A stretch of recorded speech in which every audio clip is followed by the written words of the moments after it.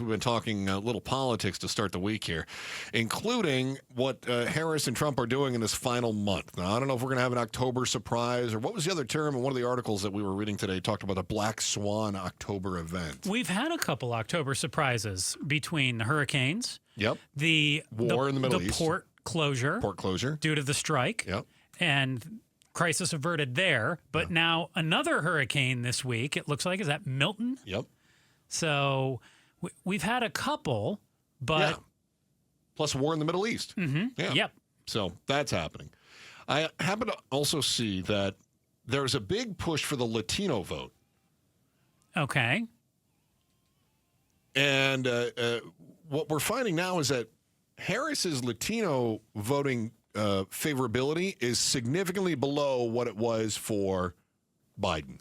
Yes. So Democrats in the past always used to clear the 60% threshold. Obama, Biden, north of 60% polling with Latinos. And on Election Day, doing better than 60% with Latinos. Harris right now is at 54%. Trump is at 40%. Yeah, that's not 60% for Harris. And that could be a very bad sign for her. Yeah, I think a lot of people tend to look at voting blocks and they say, well, she's winning in the Latino vote, so you can mark that off. Oh, she's winning in this vote. She's winning. But that's not how the Electoral College works. So forget about the voting blocks and then see how that's going to translate into the popular vote in swing states. That's what's going to make a difference.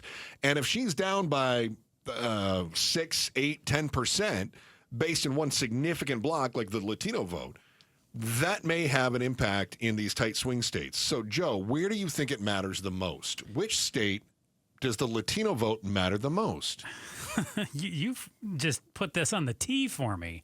It matters the most here. I would think so. I would say second up, Nevada.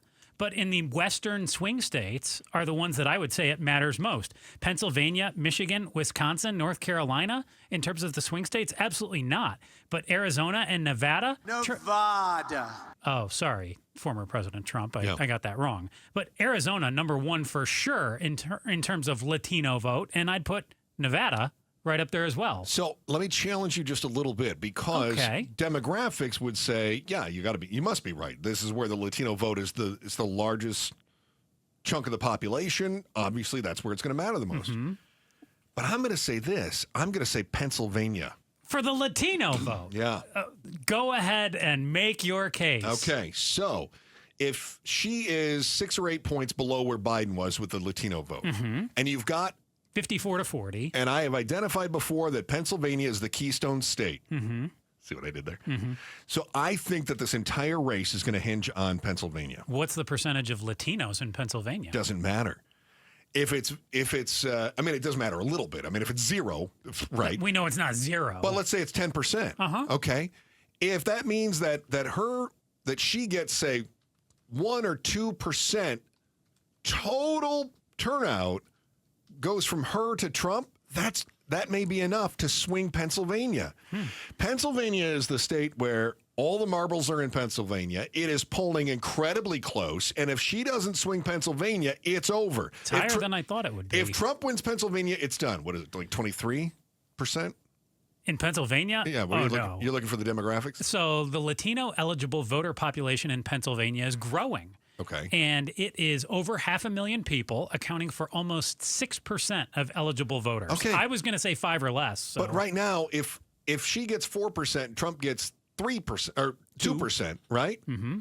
Whereas she probably should have had closer to 5% to his one. That 1 percentage point of Latino voters of the whole population may swing this whole election. And I'm going to do what you love right now, make your case even stronger. Please, it's probably not going to be 4% to 2%, because that would clear that 60% threshold.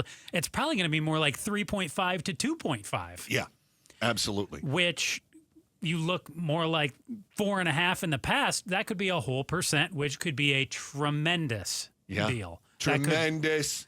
Huge. Me winning, Kamala loser. We may be talking about 50,000 voters, right? 50,000 votes in a state where, like, Georgia was decided by shy of 12,000 votes. We were a tight race here in Arizona, right? I don't remember the exact margin. But again, if Pennsylvania is that close, I'm telling you, I've done the math on this. I'm still saying Arizona, but I like your case. Thanks for watching The Chris and Joe Show. Click to see more from Chris and Joe and tap the button in the middle to subscribe to KTAR News.